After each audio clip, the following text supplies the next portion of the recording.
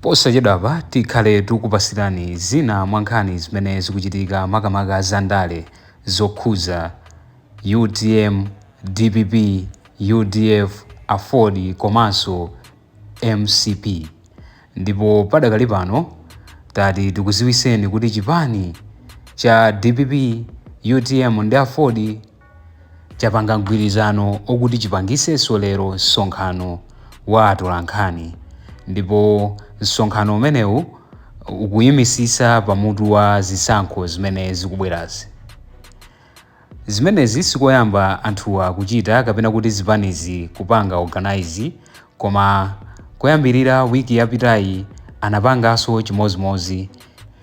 Ndipo anthu ambiri anadabwa kuona chipani cha UDF sichinapite nawo ku msonkhano umene amachita a opposition, ngakhale anzawo azipani zinazo adalengeza kuti akhala nawo limodzi ngati opposition kufuna kukachita raise ma issues awo pa press briefing. Koma chipani cha UDF chinanena kuti ichocho sichidali chokonzeka kutero, chifukwa chidali chisanakambirane zinthu zina zokhuza mene iwo atayendere kuyambira pano mpaka chisogolo. Anali asanakambirane chichokereni convention, nde anafotokoza momveka bwino kuti ifetu sitidakhale nawo pa mkumano umene amachita anzathu a opposition a UTM, DPP komanso Aford. Chifukwa chake ndichokuti ifeyo tangochoka ku convention ndipo sitidakambirane, sitidakhale pansi ndikukhala ndi meeting ndi chifukwa sitidapezeke nawo. Ndipo zimenezi anthu ambiri adamvesesa. Of course ena sipangalephere omvesesa osamvesesa, koma anthu ambiri amaganiza zinthu zawo kumanena kuti hayi kutero kuti UDF ikufuna ipange ubale ndi MCP, ndipo awauza kapena kuti aona kuti ndikwabwino asapite nawo ku msonkhano umene akupangisa anzawo a opposition, kuli bwino iwowa angokhala. Zimenezo ndi zina zimene amakamba anthu ambirimbiri makukamu komanso pa social media, koma iwo anabwera poyera kuzera pa Facebook page yawo nkufotokoza kuti ayi chifukwa chake si chimenecho. Ndipo ife ngati a UDF tiyenda tokha, ngati akubwera munthu azakhala kumbuyo kwathu. Zimenezo ndi zimene adafotokoza achipani cha UDF, ndipo nthawi yonseyi akhala akuonesa kuti ali limodzi ndithu ndi a opposition iwa.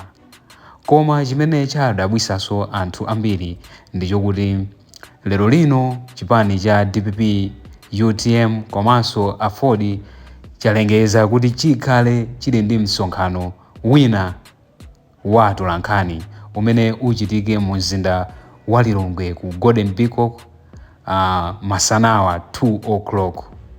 Koma zapezekanso kuti chipanichi cha UDF palibepo pa listi ya zipani zimenezi, ndipo sadawayike logo yawo ya chipani cha UDF, zimene zikutanthauza kuti sakhalanso nawo mbali ya opposition imene yayitanisa msonkhano kuti iyankhulepo zokhuza zisankho zimene zikubwera kusogoloku.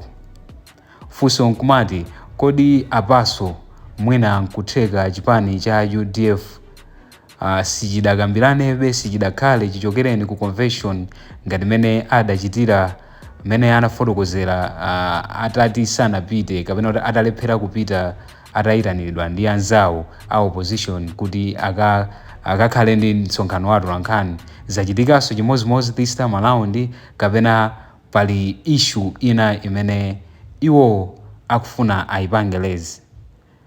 Monga amene tafotokozera kuti pa UDF Facebook page yawo iwo idafotokoza momveka bwino kuti iwoyo izakhala ikupangisa msonkhano wawo, sakufuna kuti akhale mu nkhwapa mwa anthu, ndipo sadapite nawo ku msonkhano umene adachitisa UTM, Aford ndi DPP chifukwa iwo amafuna azapangise msonkhano wawo. Ndiye mwina nkutheka padakali panonso zinthuzo zili choncho, a UDF sadaloleso pano kukhala nawo pa msonkhano umene afuna apangise lero lino joint press briefing ya makamaka ya DPP, UTM komanso chipani cha Aford. Koma ngakhale zili choncho, UDF ikuoneka kuti ili ndi mgwirizano wabwino ndi ena kapena kuti zipani zina zosusa zimene zikukapezeka nawo kumeneko. For example, pamene Mayi Patricia Kaliati adali ku polisi amawasunga pa mlandu wawo, amawaganizira kuti ankafuna amapanga upo ofuna kupha president. Vice president wa chipani cha UDF wakhala ndithu akupezeka ku court, wakhala ndithu akupezeka kukawaona Mayi Patricia Kaliati kulingazi kulilongwe. So zimene zikuonesa kuti sikuti UDF mwina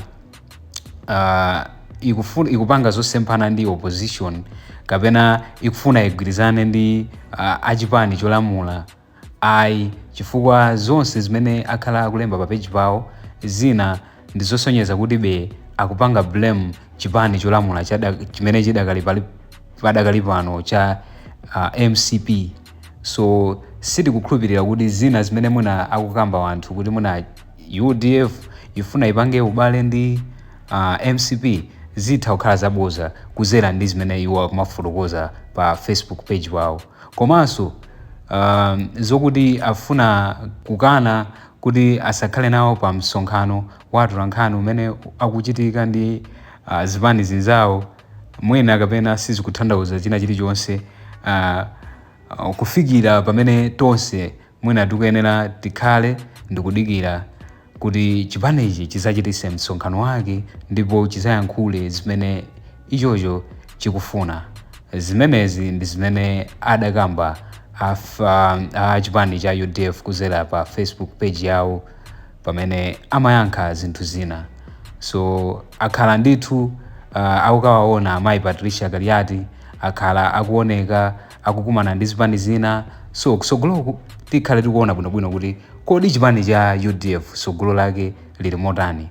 Koma padakali pano iwo lero linonso kuphatikizapo lero lino sakhala nawo pa msonkhano umene zipani zina za opposition zikuchitisa, ndipo iwo wasadalembe pa page pawo.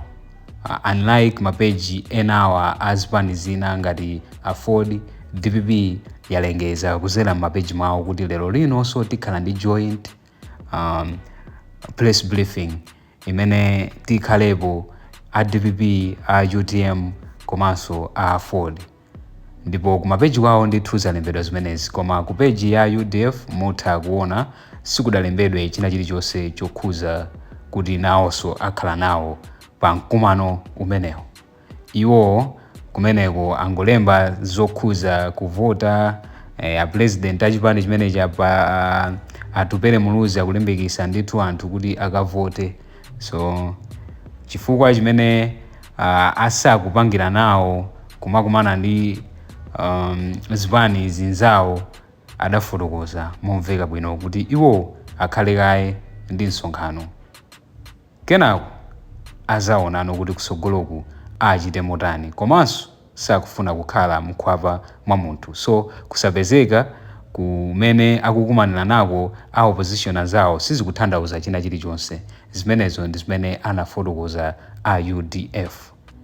Tayikani komenti yanu tione kuti nkhani inu mukuyimva motani, ndipo kusapezeka kwa UDF lero lino inuyo mwina kamvekedwe kanu mukuzimva motani, mmene akufotokozeramo mukugwirizana nazo kapena inu muli ndi njira yanu imene mukuzionera kuti zinthu zikuyenda, koma umo ndi mmene anafotokozera ayinake. So tiyenera tilemekeze mmene anafotokozera a UDF kuzera pa Facebook page yawo.